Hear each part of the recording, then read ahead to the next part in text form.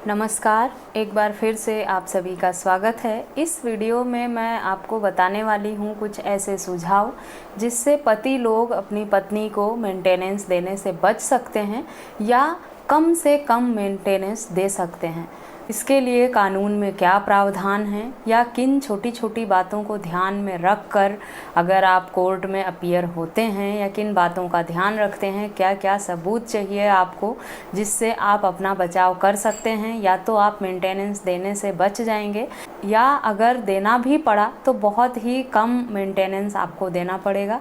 तो कृपया पूरी जानकारी के लिए ये वीडियो अंत तक ज़रूर देखें ताकि आपको सही और पूरी जानकारी मिल पाए।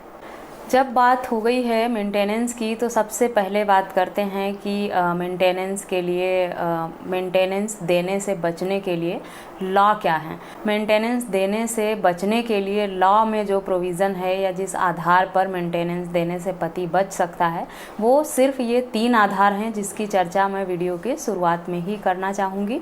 सबसे पहला है कि अगर कोई वाइफ एडल्ट्री में है या एक्स्ट्रा मैरिटल अफेयर है, किसी के साथ नाजायज़ संबंध हैं उसके शादी के बाद और ये बात पति प्रूफ कर देता है तो वो मेंटेनेंस देने से बच सकता है।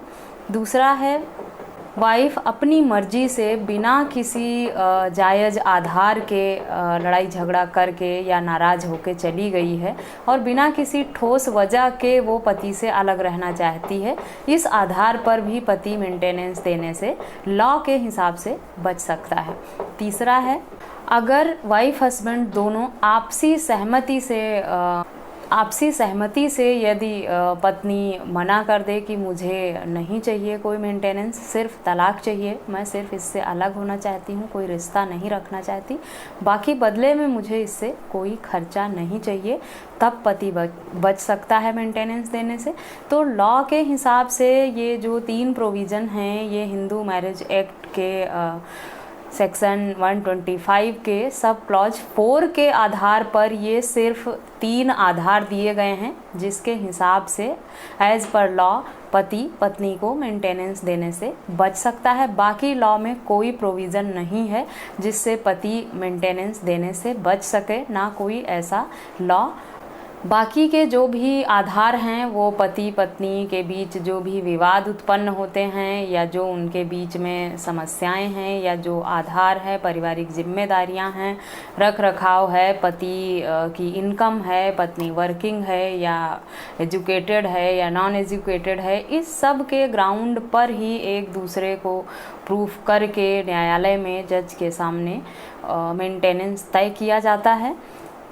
मेंटेनेंस 2 तरह की होती हैं, एक अस्थाई मेंटेनेंस है और एक अस्थाई मेंटेनेंस है।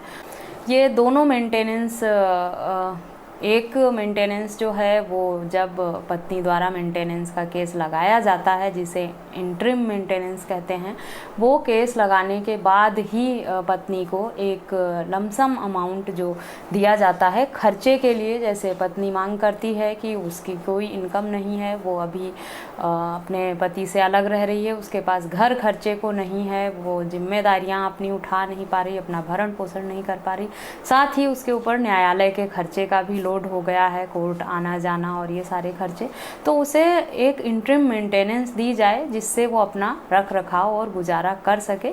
उस आधार पर न्यायालय द्वारा पत्नी को एक मिनिमम अमाउंट जो न्यायालय को उस समय उचित लगता है कि कम से कम इतना देना चाहिए, वो पति की इनकम और पत्नी के खर्चों के हिसाब से आधारित किया जाता है कि पति पर कितनी जिम्मेदारियां हैं और उसकी सैलरी कितनी है। उस हिसाब से एक मिनिमम अमाउंट पत्नी को इंटरिम मेंटेनेंस के नाम पे बांध दी जाती है और वो मुकदमा शुरू होने के साथ ही स्टार्ट हो जाता है मिलना पत्नी को।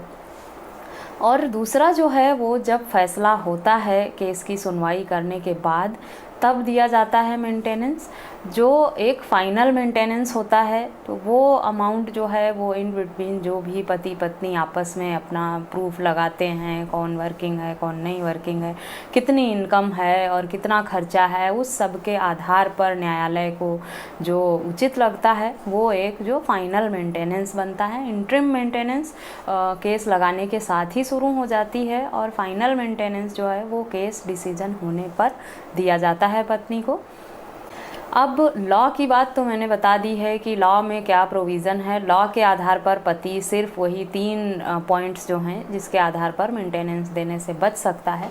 बाकी जो है वो पति को किन किन बातों का ध्यान रखना चाहिए कि ज़्यादा मेंटेनेंस देने से बचा जा सके उसे, या अपने आप को उसे कैसे प्रेजेंट करना है कोर्ट में कि वो मेंटेनेंस देने से बच सके। मैं सबसे पहले बाकी की सारी डिटेल बताने से पहले आगे की जो भी कार्रवाई है वो क्या किन बातों का ध्यान रखना है, कैसे प्रेजेंट करना है, मैं ये क्लियर कर दूं कि जो भी इस तरह के पॉइंट्स मैं बताती हूँ लोगों को, वो सिर्फ उन्हीं लोगों के लिए है स्पेशली जिन पे किसी दुश्मनी के चलते, लड़ाई झगड़े या मतभेद के चलते पत्नी अच्छा खासा कमाती है फिर भी मेंटेनेंस का मुकदमा करके उनसे ज़बरदस्ती भरण पोषण लेती है, वेल एजुकेटेड हो के अच्छी जॉब करके भी पति को परेशान करने के लिए इस तरह के आरोप लगाकर और झूठे एविडेंस देकर कोर्ट में मेंटेनेंस लेने का प्रयास करती है। उन लोगों के लिए कुछ ये जो हैं माइनर पॉइंट्स जो मेरी तरफ से मुझे समझ में आते हैं कि इन बातों का ध्यान रखना चाहिए, वो मैं बताने का प्रयास कर रही हूँ। कोई भी पति पत्नी हो, अगर आपकी वाइफ आप पे डिपेंडेंट है, अनएजुकेटेड है, पढ़ी लिखी नहीं है, उसने कभी भी जॉब नहीं किया है इससे पहले, और आप लोगों के बीच में कोई भी विवाद उत्पन्न हुआ है, तो प्रयास करें कि उसे आपसी सहमति से ही सुलझा लें। न्यायालय में जाके भी आप लोगों को खुद ही अपना अपना पक्ष रखना और सेटल करना रहता है। न्यायालय में समय बहुत लगता है, तो जो भी मतभेद हों उसे आपस में ही मैनेज करें, कोर्ट तक ना जाएं। प्रयास रहे, आप कोशिश करें कि न्यायालय तक ना जाना पड़े, आपसी सहमति से ही मैनेज कर लें। और अगर गए भी हैं न्यायालय तक, तो अगर आपकी वाइफ सच में अनएजुकेटेड है और डिपेंडेंट है आप पे, तो उसे गुजारा भत्ता ज़रूर दें। इन सब बातों को नज़रअंदाज करें फिर, क्योंकि कोई भी लड़की जो ये छोटे छोटे पॉइंट्स हैं, ये अगर फेक मेंटेनेंस का केस किया गया है, पत्नी कमाते हुए पति को परेशान करने के लिए सिर्फ करती है, मेंटेनेंस लेती है, तो आप इन छोटी छोटी बातों को ध्यान में रख के मेंटेनेंस देने से बच सकते हैं। आपके नाम पे कोई चल अचल संपत्ति नहीं होनी चाहिए, कोई प्रॉपर्टी नहीं होनी चाहिए, कोई गाड़ी मोटर नहीं होनी चाहिए। अगर है तो उसे अपने नाम पर ना रखें। इससे ये प्रूफ होगा कि आप बहुत संपत्ति के मालिक नहीं हैं, आपके पास आपके नाम पे बहुत ज़्यादा संपत्ति नहीं है।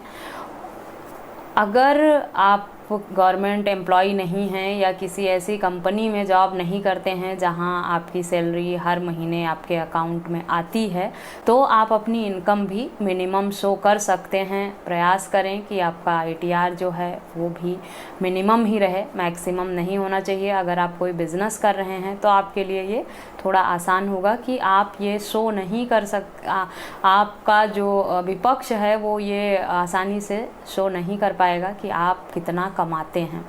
तो ये आपके लिए प्लस पॉइंट होगा कि आपकी इनकम जो है वो प्रूफ नहीं की जा सकती है। आप जितना बताएंगे या जो कोर्ट में कहेंगे न्यायालय में वही मान्य होगा, जो एफिडेविट में लिख के लगाया जाएगा कि आप पढ़े लिखे कितना है और आपकी इनकम कितनी है। तो अगर सैलरीड हैं तब तो आपके लिए छुपा पाना बहुत मुश्किल है, बट अगर आप बिजनेसमैन हैं तो आप अपनी इनकम अपने हिसाब से शो कर सकते हैं। अगर आप इनकम टैक्स बहुत ज़्यादा पहले से भरते हैं तो प्रयास करें कि जब आपका केस फाइल हुआ है उसके बाद से आप अपना इनकम टैक्स भी कम से कम फाइल करें, शो करें। और अपना खर्चा जो है, जो डिपेंडेंट हैं परिवार के लोग, वो ज़्यादा से ज़्यादा होने चाहिए आपके ऊपर। अगर आपकी इनकम है उसके हिसाब से आप पर जिम्मेदारियाँ बहुत ज़्यादा हैं, तब न्यायालय आपकी जिम्मेदारियों को देखते हुए कम से कम मेंटेनेंस पत्नी को देगा। तो ये हैं कुछ छोटी छोटी बातें जिनके आधार पर पति जो है, बहुत सारे लोगों ने मुझे मैसेज करके पूछा था कि बताइए कम से कम मेंटेनेंस कैसे दिया जाए और इसके लिए लॉ में क्या प्रोविज़न है। तो लॉ का प्रोविज़न भी मैंने बता दिया और किन किन छोटी छोटी बातों को ध्यान में रखते हुए आप अपना मेंटेनेंस कम से कम दे सकते हैं। आशा करती हूँ आपको मेरी वीडियो पसंद आई होगी। अगर पसंद आई है तो इसे अधिक से अधिक लोगों के साथ शेयर करें, मेरे चैनल को सब्सक्राइब करें। मिलते हैं नेक्स्ट वीडियो में, तब तक के लिए थैंक यू एंड बाय।